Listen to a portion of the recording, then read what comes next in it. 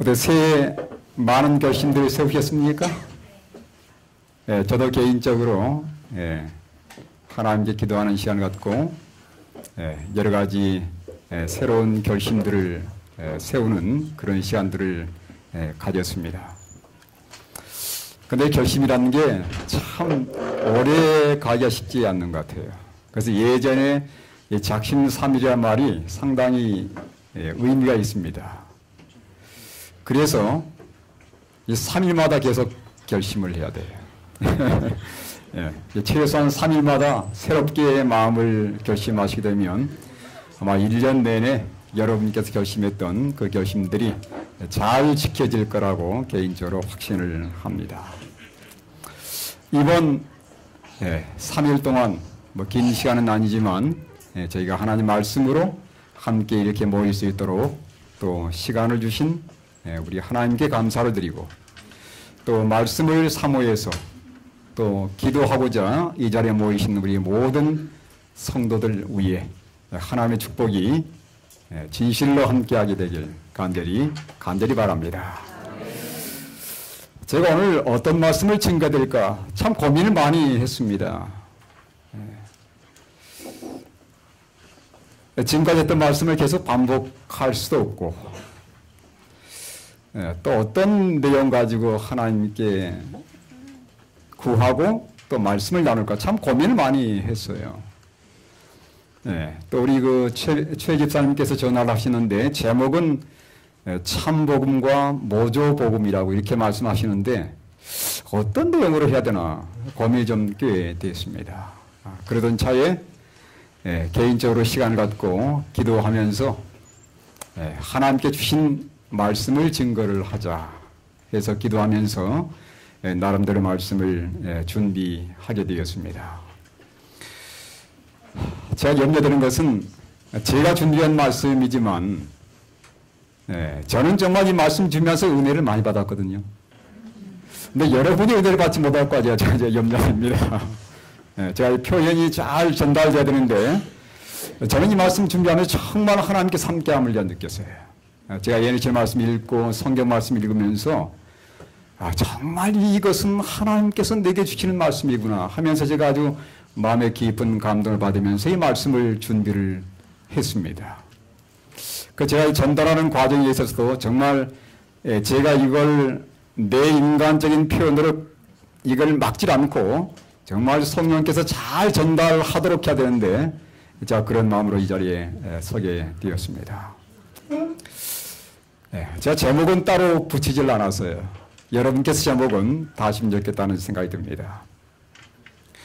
여러분 하나님이 세상을 만드신 가장 근본적인 이유는 무엇입니까? 하나님이 세상을 만드신 가장 근본적인 이유 그것은 바로 사랑입니다. 하나님은 사랑이라고 성경에 말씀하고 있습니다. 그렇습니까? 요한일서 4장 8절에 보면 하나님은 사랑이라고 말씀하셨습니다.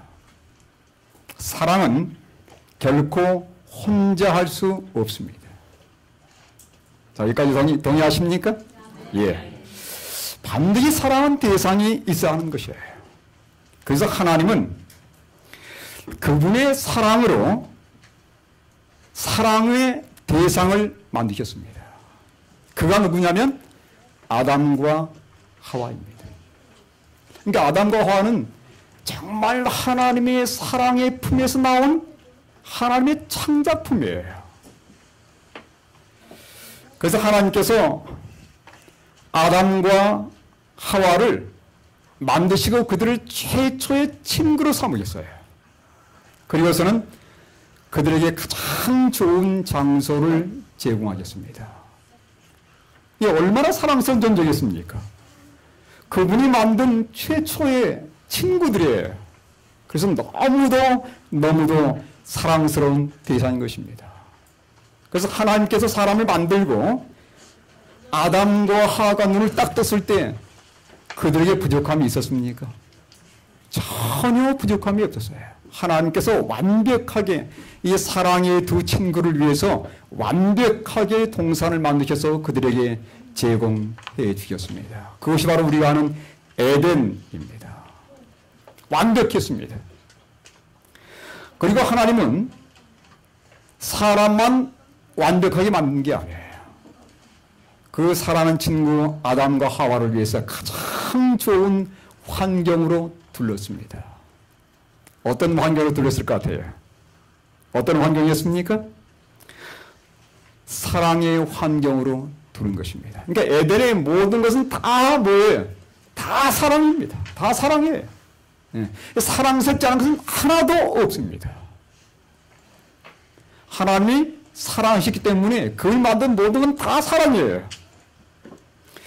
아담과 하와를 하나님께 사랑으로 완전히 두르셨어요.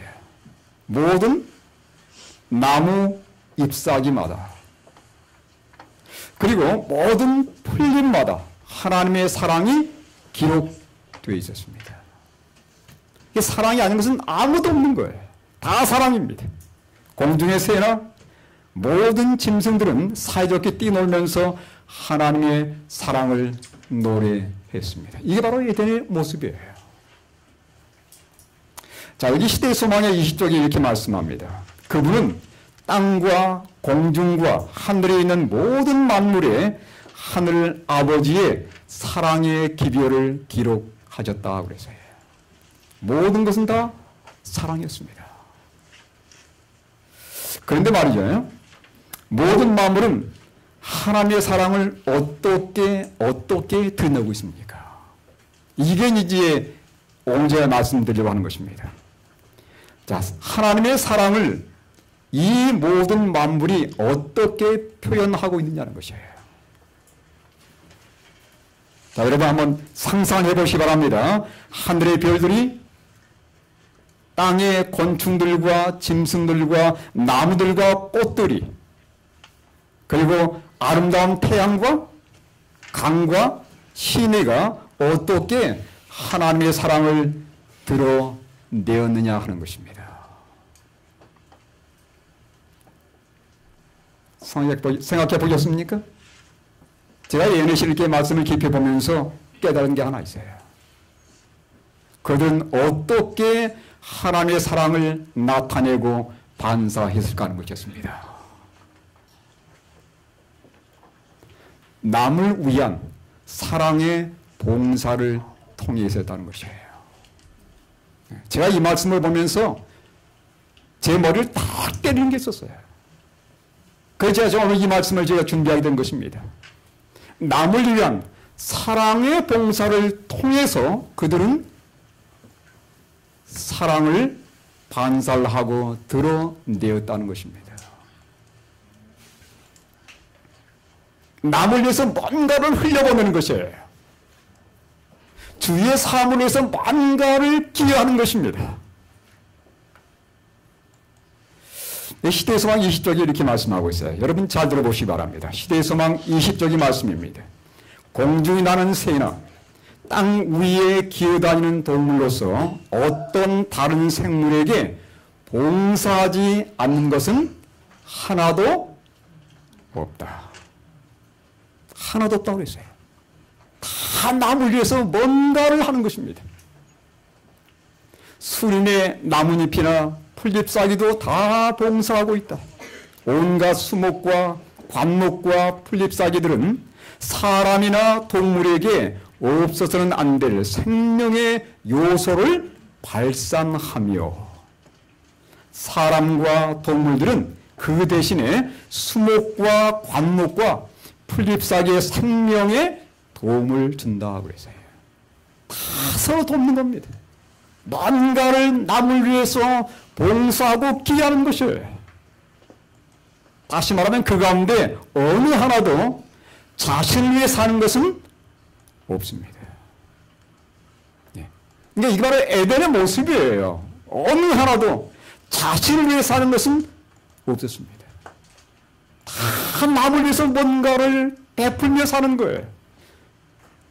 모두가 다 하나님의 사랑의 품에서 나온 것들이기 때문에 하나님의 사랑을 온전히 남을 위해서 뭔가를 기하면서 반사를 하고 있었습니다.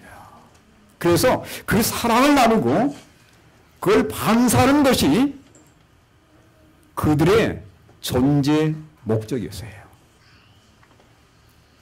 자, 존재 목적이 뭐였습니까?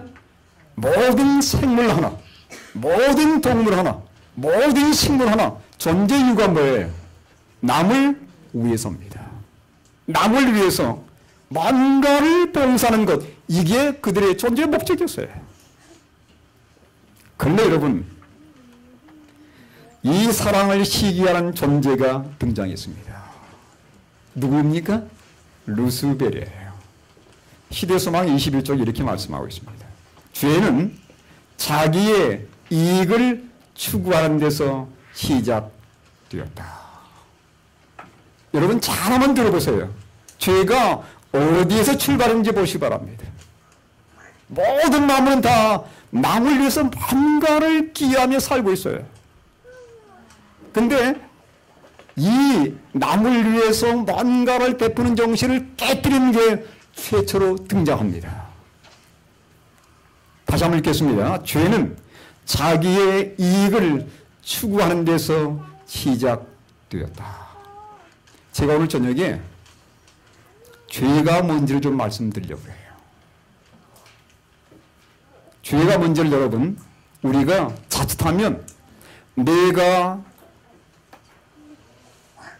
남을 해치는 또는 내가 하는 어떤 잘못된 행동 또는 남을 해치는 것, 이런 걸로 생각할 가능성이 많습니다. 근데 죄는 그 이상이라는 사실이에요. 죄는 자기의 이익을 추구하는 데서 시작되었다고 했습니다. 죄는 말이에요, 나 중심입니다. 여러분 영어로 죄가 뭐죠? 혹시 여러분 아십니까? sin, S-I-N이에요. 근데 그 가운데 뭐가 들어있죠? I가 들어있습니다. 여러분 그 상당히, 저는 이 죄란 단어를 누가 만들었는지 모르겠지만 이 상당히 영감으로 만든 것 같아요. 죄는 자기 중심입니다. 죄는 내가 중심되는 데서 죄가 출발한 것이에요. 결코 하나님 중심이 아닙니다. 결코 타인 중심이 아니에요. 언제나 죄는 내 중심입니다. 그러니까 내 중심의 생각과 내 중심의 태도에서 뭐가 시작되는 거예요? 죄가 시작되었다는 사실입니다. 여러분, 제가 이렇게 말씀드릴 때 내 자신을 한번 돌아보시기 바랍니다. 루스벨의 자기를 높이려는 정신, 자중심의 정신이 이 온 우주에 죄의 수문을 열어 젖은 것이에요. 여러분 그 루스벨의 그 정신을 이사야서에서 우리는 잘 알고 있습니다. 이사야 14장 13절로 14절의 말씀입니다. 내가 내 마음에 이르기를 내가 하늘에 올라 하나님의 뭇별 위에 내 자리를 높이리라. 내가 북극 지표의 산 위에 앉으리라. 가장 높은 구름에 올라가 지극히 높은 이와 같아지리라. 이게 누구 중심의 생각입니까? 하나님을 생각한 정신인가요? 남을 배려한 정신입니까? 아니에요. 자아 중심의 정신입니다. 네. 내가 높아지려는 정신이에요. 그래서 죄는 언제나 어디서 시작되냐면 나를 중심으로 사고할 때 생겨나는 것이에요. 이게 결국 누구한테 전염됩니까? 아담과 하와에게 전염되는 것입니다. 루스벨로 시작해서 이게 아담과 하와에게 전염된 것이에요. 루스벨이 자기를 높였던 그 정신, 그 정신으로 아담과 하와를 자극한 것입니다.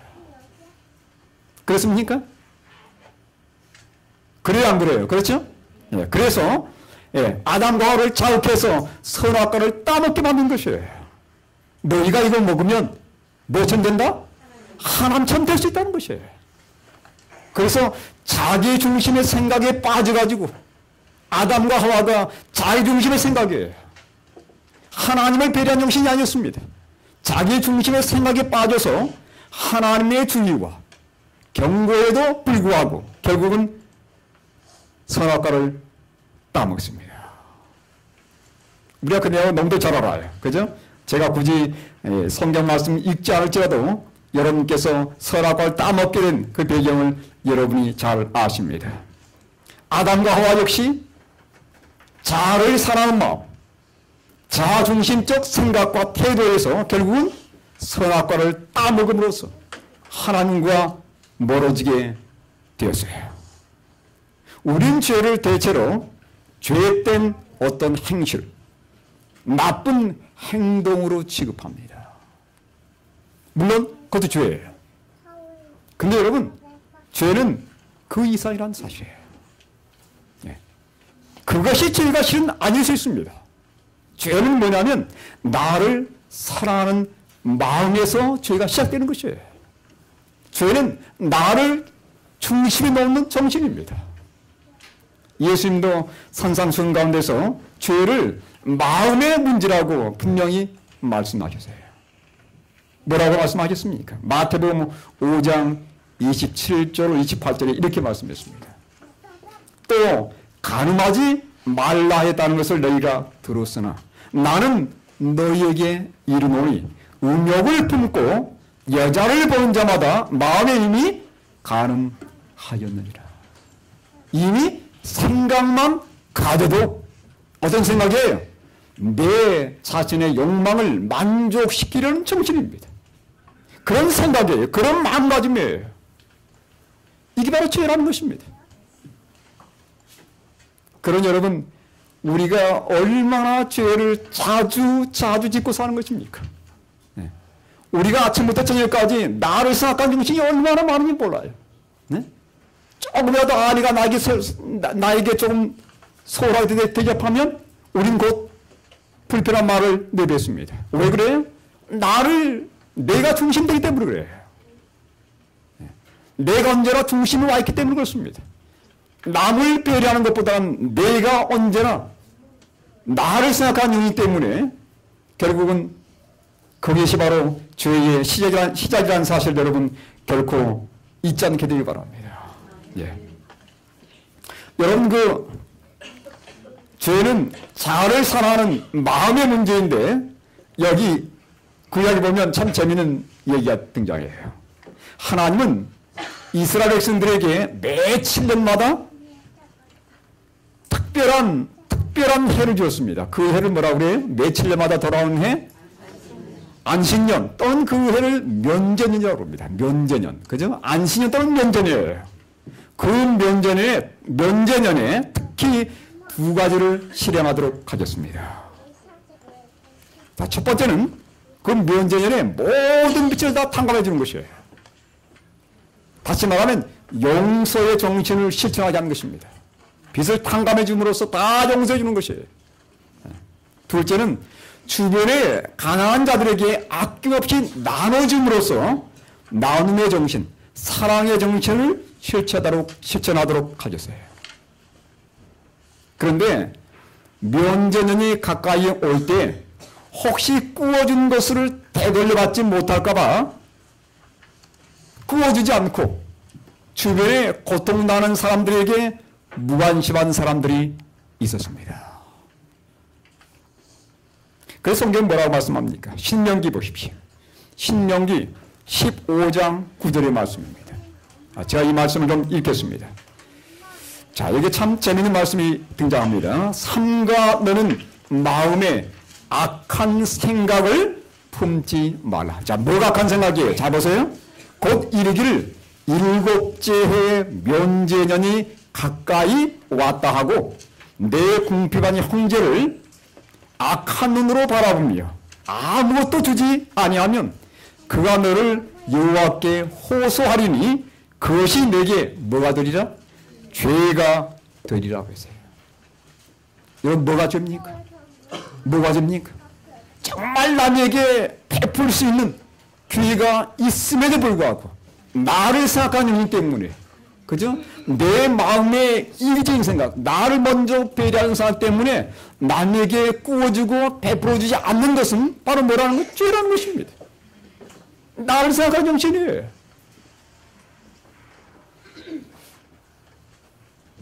죄는 분명 나의 욕망, 나의 욕심을 챙기는 정신입니다. 자아를 사랑하는 정신이에요. 그것은 나 외에 주변의 고통당한 자들에게 무관심하고 그들을 무시하는 정신입니다. 여러분 마태복음 25장 31절로 46절을 보면 마지막 심판 때 두 무리로 나눠져요.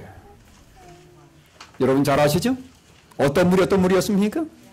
양과 염소예요.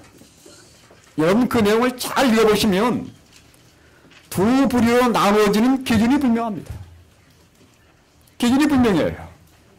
남을 위해 살았는가? 아니면 나만 생각하며 살았는가예요.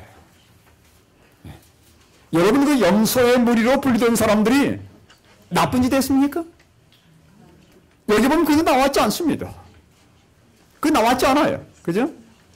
양의 무리는 창조의 목적대로 남을 위한 사랑의 봉사 정신으로 살았던 사람들을 대표하는 것이에요. 창조의 때 모든 건 다 남을 배려하며 살았다고 했습니다. 심지어 모든 식물까지도, 모든 동물까지도, 모든 것까지도 다 남을 위해서 뭔가를 기여하며 살았다는 것이에요. 이게 창조의 목적이라고 했습니다. 사랑을 나누는 정신이에요. 그런데 염소의 무리는 자아중심의 정신 가운데 산 사람들을 대표합니다. 시대소망 638쪽에 이렇게 말씀하고 있어요. 심판 때에 그리스도께서 칭찬하실 자들은 신학이란 학문을 알지 못했을는지도 모르나. 신학 공부해야 하는 게 아니에요. 그들은 그리스도의 원칙들을 마음에 품고 있었다. 거룩한 성령의 감화를 통하여 그들은 주위에 있는 사람들에게 축복이 되었다고 했습니다. 그들은 남을 중심으로 산 것이에요. 정말 예수님과 남을 중심으로 사는 정신, 그 정신이 진정 창조의 목적대로 사는 정신입니다. 근데 우리는 여러 해 동안, 수천 년 동안 나를 중심으로 살아온 것이에요. 여러분 그렇지 않습니까? 다시 말하면 염소 무리는 나쁜 행동을 하지 않았습니다. 잘못된 말을 했기 때문에 천국문 앞에서 거짓당한 게 아니에요. 결코 그렇게 말씀하지 않습니다. 그들의 마음속 깊이 뿌리박고 있는 교만, 즉 자아를 사랑하는 마음, 자아중심의 정신 때문에 하늘에 못 간 것이에요. 그래서 창조왕실의 그 사랑정신이 완전 회복된 곳이 바로 하늘입니다. 그죠? 정말 남에게 사랑으로 베풀어졌고 남을 먼저 생각하는 정신, 그러한 정신을 가진 사람들이 모인 곳이 바로 하늘이에요. 하늘은 그런 사람들이 모이는 곳이고 그건 바로 창조의 목적대로 그런 사람들을 하나님께서 위에서 준비한 것이 바로 하늘입니다.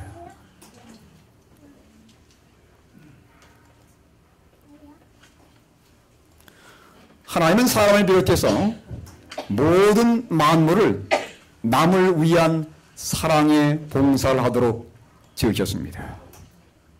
이게 바로 존재의 목적이에요. 이게 창조의 목적입니다. 그것은 바로 사랑이에요. 그죠? 하나님은 사랑이십니다. 그래서 하나님께서 지은 모든 만물이 그 정신을 드러내기를 고대하시는 것이에요. 그러나 루스의 정신은 무엇입니까? 자아입니다. 한마디로 말하면 자아예요. 죄의 대표적인 속성 바로 나 또는 자아입니다. 내가 언제나 중심에 와 있는 정신이에요. 그것이 바로 죄입니다. 이 땅의 사람들이 겪고 사는 숱한 비극과 슬픔과 고통은 바로 나로부터 출발한 정신 때문에 생겨난 것이에요. 죄 때문에, 죄입니다. 나를 생각하는 정신, 나를 먼저 배려한 정신, 내가 먼저 편해야 되겠다는 정신, 나를 먼저 챙기는 정신, 이게 바로 죄의 출발점이에요.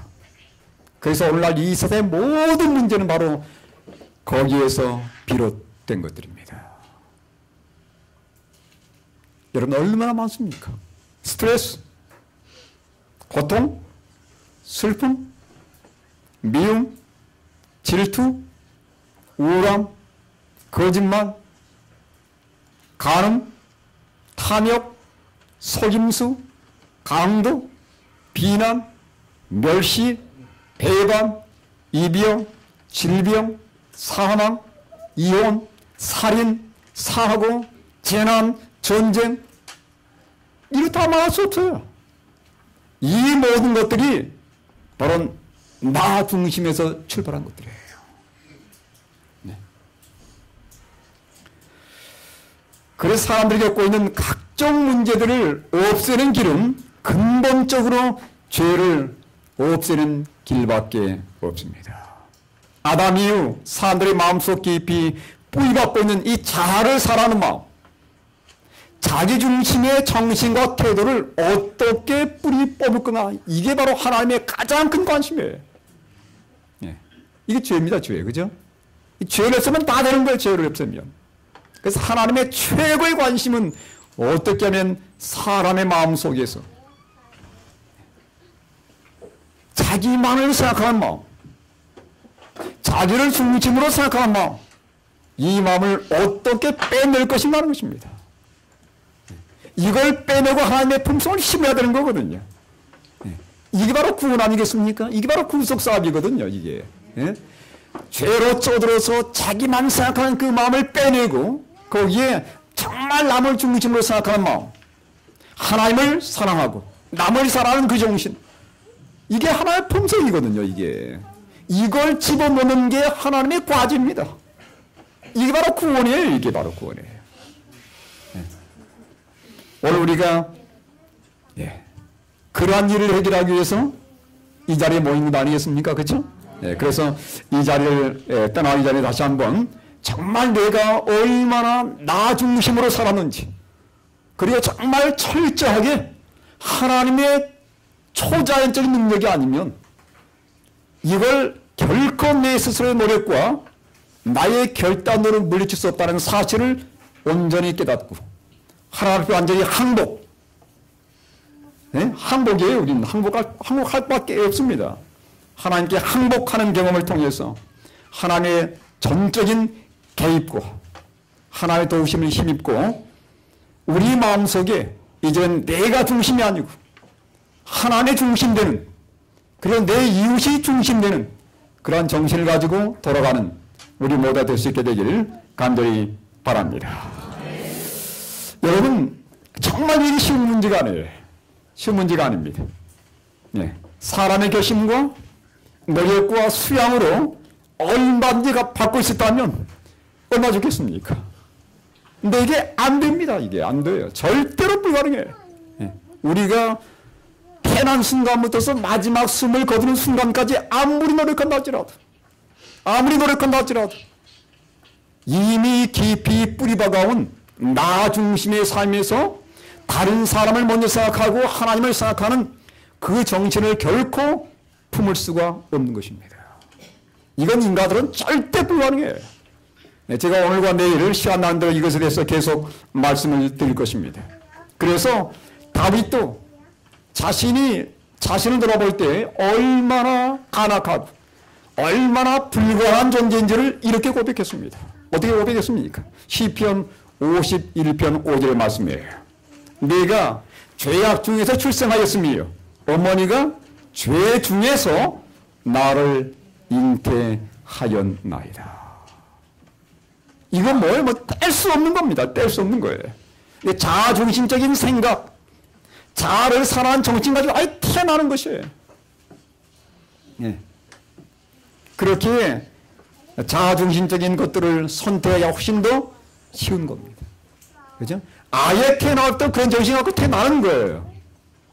그러니 자아중심적으로 생각하는 게 훨씬 더 쉽습니까? 아니면 남을 배려하고 남을 위해 사는 게 훨씬 더 쉽습니까? 내 중심을 생각하는 게 훨씬 더 쉬운 거예요. 예? 그래서 우리는 나도 모르게 뭘 선택하는 거예요? 내 중심의 생각과 그런 생활 방식을 자동적으로 선택하는 것입니다. 거기는 뭐 어렵지 않아요. 그건 어렵지 않아요. 아주 쉽게 아이랑 그쪽으로 딸려가는 것입니다. 그 손을 뻗어서 우리는 그걸 쉽게 잡는 것이에요. 잠언 5장 22절에 이런 말씀이 있어요. 잠언 5장 22절. 악인은 자기의 악에 걸리며 그 죄의 줄에 매이나니. 그렇습니다. 악인은 자기의 악에 걸리며 어디에 매여요? 죄의 줄에 매이나니. 자, 제가 좀 해석을 하면 우리는 죄 가운데 태어나기도 하고 또 죄를 쉽게 선택하기도 해서 우리 모두는 죄줄에 꽁꽁 묶여 산다는 말이에요. 네? 태어난 것도 출신이 뭐예요? 자기를 중심으로 생각하는 태도와 방식입니다. 그런데 그렇게 살다 보니까 아예 내 중심으로 사는 게 훨씬 더 쉬워졌어요. 그래서 아예 고민하지 않고 선택을 하는 것입니다. 더 깊이 어디 속에 빠져드는 것입니까? 죄 속에 빠져드는 것이에요. 그래서 성경 뭐라 표현하면 죄들이 아예 얽매였다는 것이에요. 예? 매였다는 겁니다. 꽁꽁 묶였다는 것이에요. 그러니 이게 초자연적인 능력이 아니면 이 줄을 끊고 나올 수가 없는 거예요. 예? 하나님의 전적인 개입이 없이는 이걸 끊고 나올 수가 절대 불가능합니다.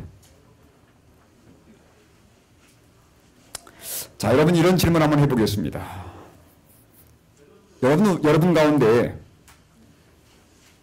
원해서 죄 가운데 태어난 사람이 있습니까? 아, 나는 죄 가운데 태어난 게 좋아. 예수님 죄 가운데 태어나게 해주세요. 이렇게 원하는 사람 혹시 있어요? 네. 아무도 원하지 않았습니다.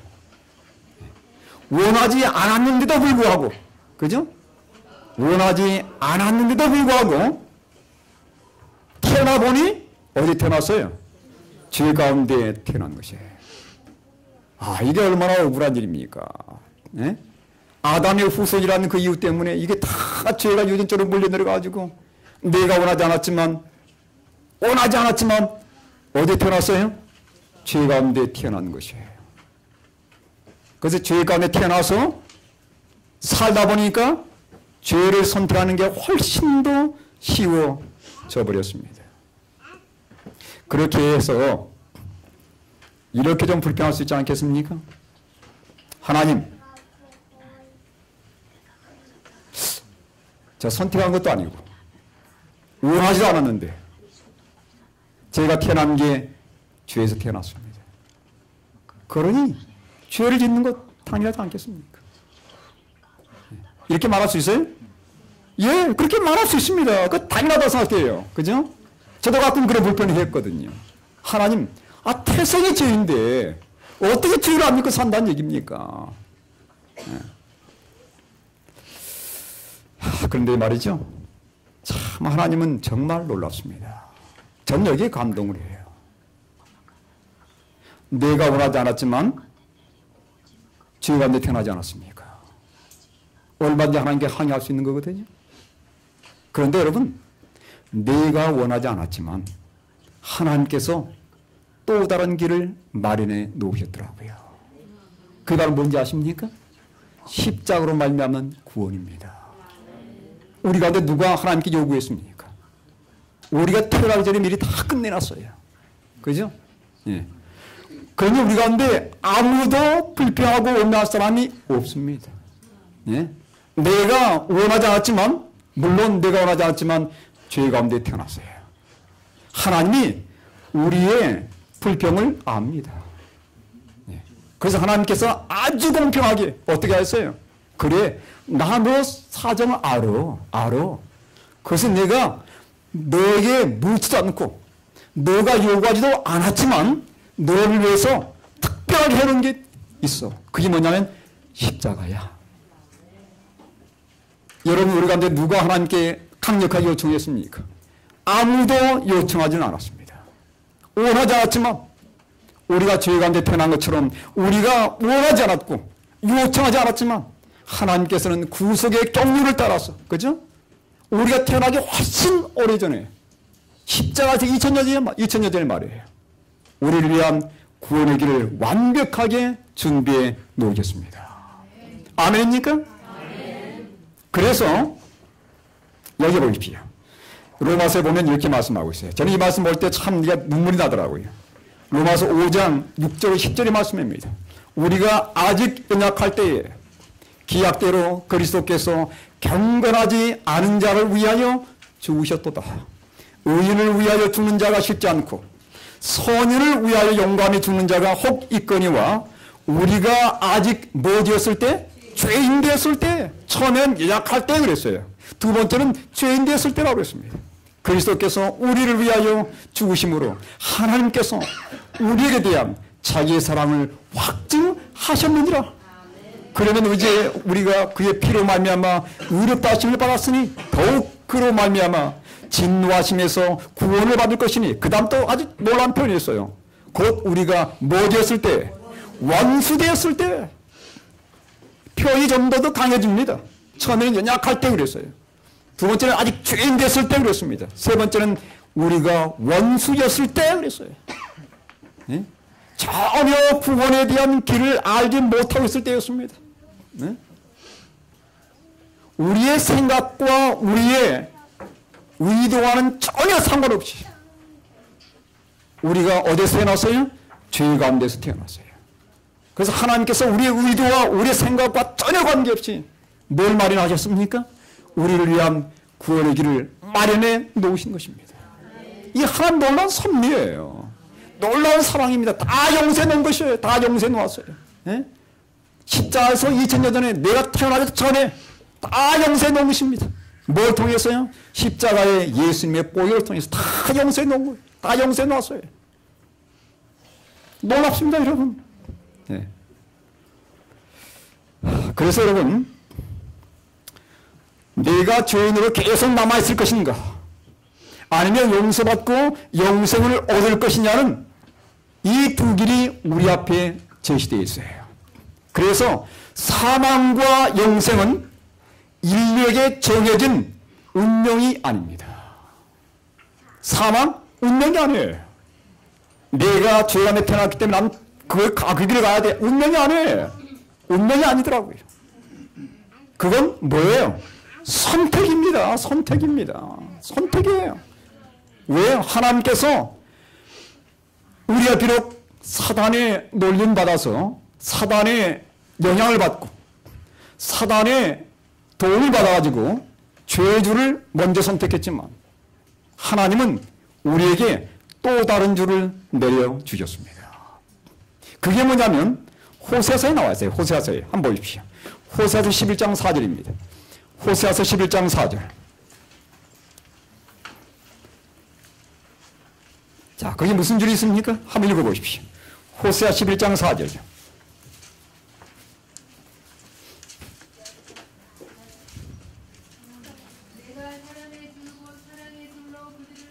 예, 네가 사람의 줄곧 사랑의 줄로 그들을 이끌었고 그랬어요. 첫 번째 무슨 줄이 나왔습니까? 아니, 우리 아까 먼저 본 거 있잖아요. 자문에 보았던 줄. 죄의 줄이 있습니다. 죄의 줄. 네. 근데 이게 하나님께 제시하신 줄은 무슨 줄이에요? 사람의 줄, 사랑의 줄입니다. 네. 우리가 태어나면서 죄 가운데 태어나가지고 우리가 선택해서 죄의 줄을 잡았었어요. 근데 하나님께서 참으로 공평하게 우리에게 또 다른 줄을 내려주셨는데 그 줄이 뭐예요? 사랑의 줄이라는 사실입니다. 우리가 뭐 하도록 하기 위해서요? 선택하라는 것입니다. 선택하라는 것이에요. 네. 그래서 이 사망과 이 영생은 결코 운명이 아닙니다. 어떤 특정인에게 주어진 운명이 아니에요. 그건 반드시 선택적이라는 사실 여러분 기억하시기 바랍니다. 그래서 하나님께서 정말 우리를 사랑하셔서 이 죽게 된 정말 자중심으로 사는 이 죄인들을 위해서 다시 그들의 마음속에 그 정신을 빼내고 하나님 나라에 그들을 데려가기 위해서 우리에게 사랑의 줄을 내려주시고 하나님을 만나서 영원히 구원받는 그 길을 하나님께서 미리 마련해 놓으신 것입니다. 아멘입니까? 이 하나님 바로 우리 하나님이세요. 여기 로마서 6장에 보면 16절에 이렇게 선택에 대한 문제를 이렇게 말씀하고 있습니다. 로마서 6장 16절이 말씀이에요. 제가 최근에 계속해서 로마서를 읽고 있습니다. 너희 자신을 종으로 내주어 누구에게 순종하든지 그 순종함을 받는 자의 종이 되는 줄을 너희가 알지 못하느냐. 혹은 죄의 종으로 사망에 이르고 혹은 순종의 종으로 의에 이르느니라. 선택의 문제. 여기 순종이라는 말을 사용하고 있는데 이건 바로 의지의 선택을 말하는 것입니다. 예? 6장 16절이었어요. 사망이냐 영생이냐는 운명이 아니에요. 이건 선택으로 결정되는 것임을 말해주는 것입니다. 그 죄를 선택함으로 사망이 이르고 의를 선택함으로 영생에 이르게 된다는 사실입니다. 여기 정독기관에 보면 여러분께서 읽으셨겠지만 47쪽에 이렇게 말씀하고 있어요. 그대들은 낙심할 필요는 없다. 내가 죄 가운데 태어나서 내 중심적인 생활을 살고 내 중심적인 선택이 훨씬 쉬워지고 낙심할 필요 없다는 것입니다. 네. 그대들이 깨달아야 할 것은 곧 의지의 참 힘이다. 이것이 사람에게 있는 지혜력이요 결정력이요 선택력이다. 만사는 의지를 옳게 쓰는 여부에 달렸다. 하나님께서 사람에게 무엇을 주었으니 선택권을 주셨으니 이게 얼마나 놀랍습니까 여러분. 선택권을 주셨으니 그대들은 이것을 사용할 것이다. 그대들은 그대들의 마음을 고칠 수 없습니다. 없다고 그랬어요. 분명히 그랬습니다. 그대 자신으로는 애정도 하나님께 바칠 수 없다고 그랬습니다. 그러나 할 수 있는 딱 한 가지 있어요. 그게 뭐냐면 선택입니다. 선택이라고 그랬어요. 그래서 우리 앞에 이미 사단을 통해서 죄들이 이미 널려가 있고 우리가 그걸 선택해서 완전히 그 올과 무에 얽혀 맸지만 하나님께서는 우리를 사랑하셔서 뭘 또 내렸습니까? 사랑의 줄을 우리에게 내려주셔서 그걸 붙잡도록 섭리하신 것이에요. 아멘입니까? 이게 바로 하나님의 사랑입니다. 이게 바로 하나님의 사랑이에요. 그래서 이 하나님의 사랑의 줄, 이 줄을 선택하도록 얼마나 하나님께서 역사하신지 몰라요. 그 줄을 선택하도록 끊임없이 우리 주변을 그분의 놀라운 감화력으로 감싸고 계십니다. 여기 실물교훈 202쪽 이렇게 말씀하시더라고요. 실물교훈 202쪽. 하나님의 사랑은 아직도 하나님을 떠나 살기로 선택한 사람을 불쌍히 여기시며 그는 아직도 그러한 사람을 하늘 아버지의 집으로 돌아오게 하기 위해서 감화를 끼치고 계시다. 뭐 붙잡아라는 것입니까? 사랑의 줄을 붙잡도록 하기 위해서 끊임없이 하나님께서 뭐 하셔요? 우리가 우연히 붙잡는 게 아닙니다, 여러분. 네? 내가 우연히 붙잡는 게 아니에요. 내가 그 줄을 붙잡도록까지 끊임없이 우리 주변을 사랑으로 두르는 감화력이 있다는 것이에요. 뭘 통해서요? 성령을 통해서입니다. 성령을 통해서. 로마서 5장 5절에 보면 성령의 부어짐으로 말미암아 하나님의 사랑이 자 한번 보십시다. 제가 정확한 표현을 여러분께서 알려드리기 위해서 로마서 5장 5절 보십시오.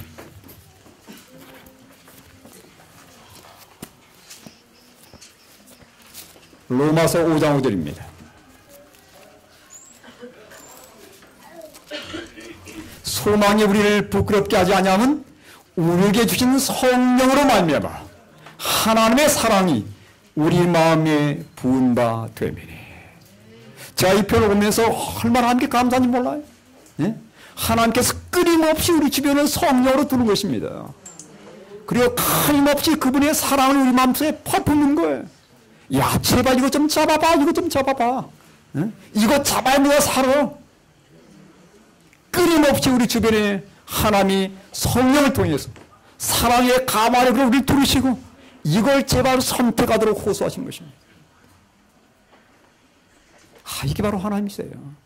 이분이 바로 하나님이십니다. 여러분, 저는 개인적으로 오늘 저녁에 여러분 모두에게 호소하기를 정말 이 사랑의 하나님을 만날 수 있게 되기 바랍니다. 네? 정말 우리 마음속에 세미한 음성으로 이 하나님이 그 엘리야에게 나타날 때 불 가운데 나타나지 않았어요. 지진 가운데 나타나지 않았습니다. 바람 가운데 나타나지 않았어요. 그렇게 나타나면 기절해버리거든요. 그죠? 네. 하나님은 정말 세미한 음성, 사랑의 음성으로 다가오신 것이에요. 폭풍으로 다가왔다면 기절에만 놀라서 죽었을 겁니다.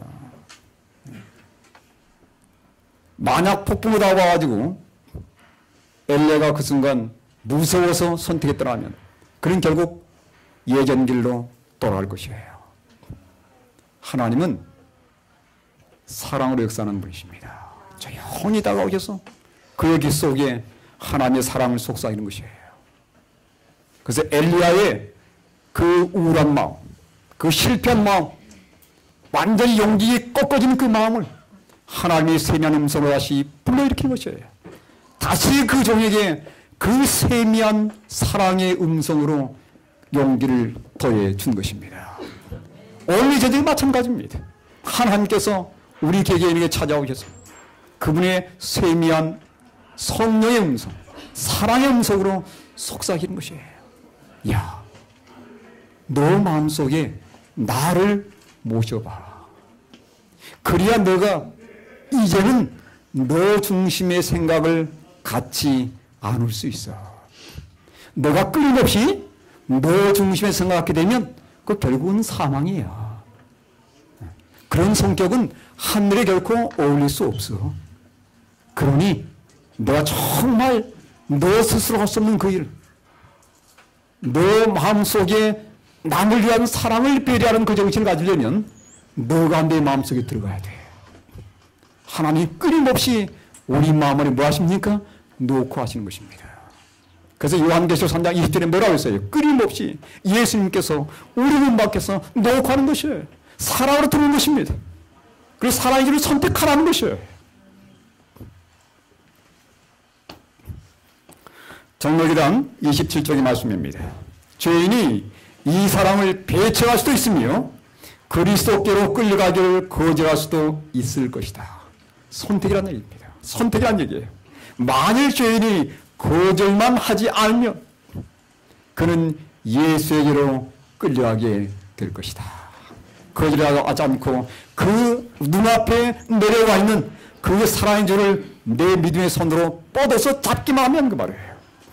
구원의 경륜에 대한 지식은 죄인으로 하여금 하나님의 사랑하는 아들로 고난을 당하게 한 자기의 죄를 회개한 동시에 십자가의 밑으로 우리를 이끌어 갈 것이라고 말씀하고 있습니다. 사랑 여러분, 이 사랑의 줄을 잡기로 선택하기만 하면, 선택하게 되면 그 사랑이 우리를 어디로 이끌어가냐면 그리스도의 십자가로 우리를 이끌어가는 것이에요. 우리는 그 십자가에서 무엇을 발견하게 됩니까? 뭘 발견하게 됩니까? 사랑의 절정을 만나게 됩니다. 요한복음 3장 16절의 말씀이에요. 하나님이 세상을 이처럼 사랑하사 독생자를 주셨으니 하늘의 정신의 절정은 뭡니까? 주는 것입니다. 하늘은 최고의 존재, 최고의 선물을 우리에게 주었어요. 예수 그리스도입니다. 그 십자가의 사랑을 믿음으로 우리는 회개하게 되고 진정한 용서의 경험을 경험하게 되는 것입니다. 여러분, 하나님은 사랑입니다. 이거 믿으십니까? 예. 여기 탕자에 대한 비유를 말씀하면서 화이트 부인께서 이렇게 말씀하세요. 그를 집으로 이끌리게 한 것은 곧 아버지의 사랑이었다. 하나님의 사랑이 이끈 것입니다. 사랑이 죄인들을 회개하도록 이끈 거예요. 그래서 이 사랑은 영원히 변하지 않습니다. 사랑은 결코 시대가 지났지라도 결코 변질되지 않습니다. 여러분, 하나님이 사랑이 아니신 때가 있습니까? 사랑이 아닌 때가 있었어요, 하나님께서? 없습니다. 하나님은 태초부터서 역사의 마지막 순간까지 온 이 지구가 완전히 죄로 말미암아서 태움받는 그 순간까지 하나님은 여전히 사랑입니다. 노왕수, 그것도 사랑의 한 면이에요. 공의도 하나님의 사랑의 한 부분이라고 했습니다. 하나님이 사랑이 아닌 때가 없습니다. 하나님은 언제나 창세부터 요한계시록까지 새하늘과 새 땅 그 순간까지 하나님은 사랑입니다. 여러분, 대전총서에 여러분 아시겠지만 첫 번째 책 부자선지자지요. 거기에 첫 번째 머리에 시작된 단어가 무슨 단어예요? 하나님은 사랑이시라고 시작됩니다. 이 대전때 초점이 뭔지를 말씀해 주는 것이에요. 하나님은 사랑이시라. 그분의 본성과 그분의 율법은 사랑이다. 이렇게 부지와 선지자가 시작됩니다. 마지막 책, 대전투 총서의 마지막 책, 각시대 대전투예요. 그 마지막 부분은 뭘로 끝납니까? 사랑으로 끝납니다. 대전투는 끝났다. 죄와 죄인들은 없어졌다. 온 우주는 깨끗해졌다. 오직 조화와 기쁨의 맥박만이 온 우주의 만물을 통하여 고동한다. 생명과 빛과 환희가 만물을 창조하신 분에게서 끝없이 넓은 우주로 퍼져 나간다. 가장 작은 원자로부터 가장 큰 세계에 이르기까지 만물은 생물계와 무생물계를 막론하고 조금도 흠이 없는 아름다움과 완전한 기쁨으로 뭐라고 외친다고요? 하나님은 사랑이시라고 선포한다는 것입니다. 사랑 여러분, 그 사랑이 하나님께서 지금도 이 순간도 우리를 사랑의 감화력으로 두르고 계십니다. 그래서 우리로 하여금 끊임없이 그분의 사랑의 줄을 선택하도록 돕는 것이에요. 여러분, 이 놀라운 사랑을 결코 외면하지 않게 되길 바랍니다. 자, 좀 더 말씀 좀 드리겠습니다. 이 대전의 초점은 하나님의 사랑인데 사탄은 하나님은 사랑이 아니라고 주장합니다. 그리고 그 사랑을 왜곡시켜 버렸어요. 그리고 사랑에서 공의를 제거해버렸습니다. 시대서망 762쪽에 이렇게 말씀해요. 하나님의 사랑은 그분의 자비에 못지않게 그분의 공의에도 표현되어 있다. 이게 공의는 뭐라는 거예요? 사랑이라는 것입니다. 사랑입니다. 공의는 그분의 보좌의 초석이며 그분의 사랑의 열매이다. 진리와 공의로부터서 자비를 분리시키려는 것이 사단의 목적이라고 했습니다. 여러분, 사랑에서 공의를 분리시킨다면 그것은 더 이상 사랑이 될 수 없는 것입니다. 사랑에는 그분의 자비와 공의가 함께 섞여서 우리에게 주어진 그 구원의 놀라운 섭리를 이루는 그 사랑이 이루어지는 것이에요. 그 공의가 사랑에 포함될 때 그 사랑이 우리 안에 들어와서 어떤 역할을 합니까? 죄를 미워하게 만드는 것이에요. 그 공의가 사랑의 부분이라고 제가 말씀드렸습니다. 공의가 우리 안에 들어와서 죄를 미워하게 만드는 것입니다. 십자가에서 하나님의 사랑을 만나면 죄를 미워하게 되어 있어요. 그래서 죄를 그치기까지 됩니다. 그런데 많은 분들이 하나님은 사랑이기 때문에 죄를 지어도 괜찮아. 죄 지을 수 있어. 실수해도 괜찮아. 이 정도는 괜찮아. 여러분 그렇게 가르치는 분들이 꽤 많이 있습니다. 제가 분명히 말씀드린 것은 하나님의 사랑은 결코 죄의 허가증이 아니에요. 다시요. 하나님의 사랑은 결코 죄의 허가증이 아닙니다. 정말 하나님의 사랑을 만나면 변화되게 되어 있어요. 죄를 미워하게 되어 있습니다. 정말 네가 하나님의 사랑을 만났는데 죄가 아직도 문제없다. 정말 내가 하나님의 사랑을 만났는데 여전히 죄를 짓는다. 그건 하나님의 사랑을 만난 게 아닙니다. 내가 정말 믿음으로 만난 의를 배우는데 여전히 과거의 습관대로 산다. 그건 믿음으로 만난 의를 깨달은 게 아니에요. 그건 이론적으로 깨달았을지언정 정말 마음으로 깨닫지 못하는 것입니다. 정말 십자가의 사랑을 만나면 죄를 미워하게 되어 있어요. 죄를 중단하게 되어 있습니다. 과거의 습관들이 그치게 되는 것이에요. 그래서 여러분 거듭남은 정말 희귀한 경험이라고 말씀한 겁니다. 예? 거듭남은 정말 희귀한 경험이라고 말씀한 이유가 바로 거기에 있더라고요. 예? 우리는 아주 쉽게 내가 거듭났다고 얘기해요.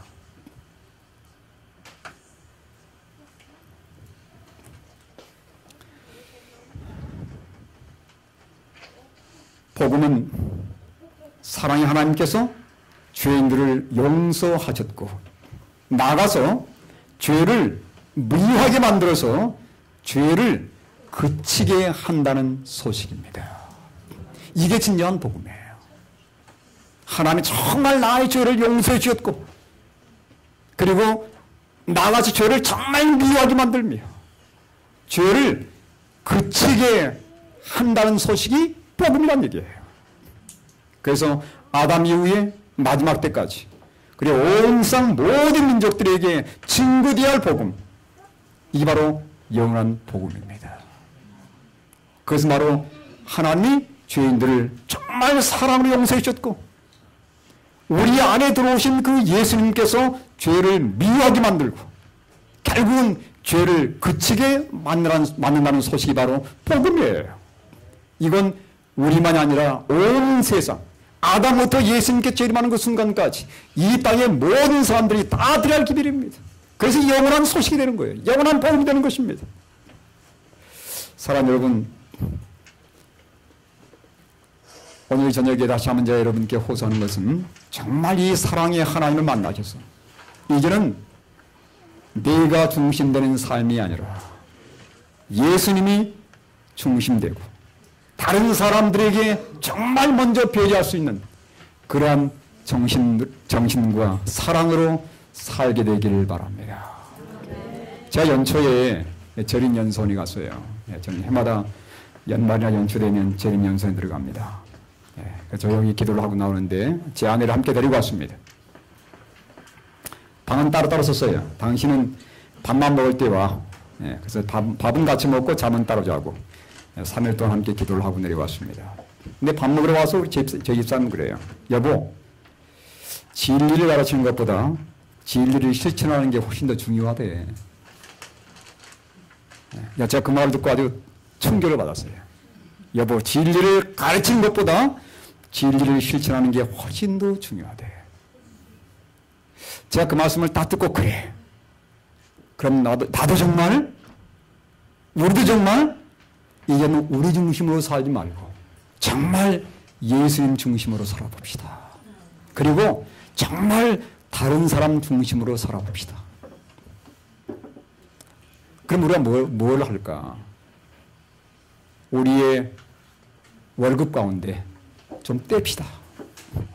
우리가 11조도 내고 월정 한 것도 내고 각종 한 것도 내지만 도로 한 것도 내고 헌금도 내지만 우리가 이제는 특별한 목적, 정말 하나님의 사랑을 좀 표현할 수 있는 정말 우리 주변에 힘들고 어려운 사람들, 그들을 정말 우리가 말로만 아니고 실제로 없는 그런 정신 한번 나타내 봅시다. 그래서 결심을 했습니다. 저와 제 아내가 이제 우리의 수입 가운데서 얼마를 떼내가지고 정말 우리가 말로만 아니고 정말 남을 위해 사는 정신, 창조의 목적대로 하나님이 세상을 만들 때 모든 만물이 그랬던 것처럼 우리가 다른 사람들을 돕는 이 정신을 배양해 봅시다. 그래서 마음에 갖고 있는 이 하나님의 사랑을 우리만 할 것이 아니라 남에게 나눔으로써 표현하는 그러한 생활을 살도록 합시다. 그때 제 아내가 너무 좋다고 그렇게 합시다. 사랑 여러분, 올 한 해 동안에 정말 우리의 마음에 예수님께서 들어오셔서 이제는 시인에서 아이를 제거해버리고 거기에 정말 예수님이 들어가게 되면 우리가 진정 뭐가 됩니까? son 돼, son. S-O-N. 그죠? 아들입니다. 나를 비워내면 거기에 하나님의 아들이 들어오게 되어 있어요. 아들 중심으로 살게 되어 있습니다. 그래서 올 한 해는 정말 예수님께서 여러분의 삶의 중심이 되고 그 사랑으로 다른 사람을 정말 배려하고 생각하는 그러한 정신을 드러내셔서 하늘을 가는 정신, 창조의 목적을 회복하는 그러한 믿음과 정신 속에 사시는 우리 모든 재림 신도들 되길 간절히 바라면서 말씀을 마치겠습니다.